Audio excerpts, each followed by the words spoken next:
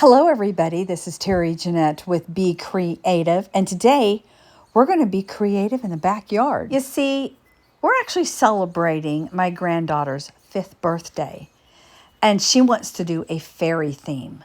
So the first thing we did was we drew everything up how we wanted it to look. Now, just to let you know, this was her mother that came up with this idea and did everything.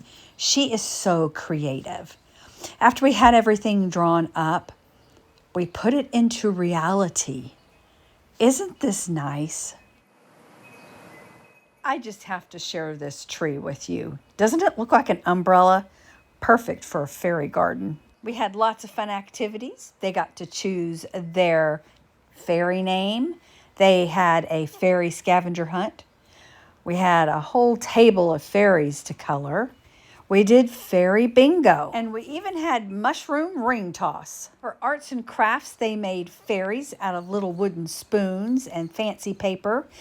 They also made some fairy houses. These doubled as a place to put all their little party favors in. My daughter-in-law actually got a lot of these ideas from Pinterest. This helped her get a little inspired where she could take off and run with it and put her own twist on it. As far as food went, we went the easy route.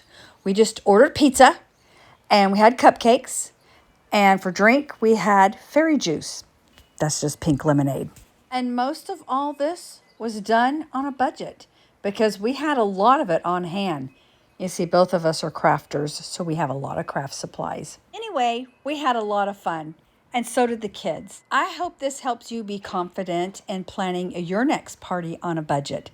Thanks for joining me, and y'all have a great day. This is Terry Jeanette with Be Creative, signing out for now. Bye-bye.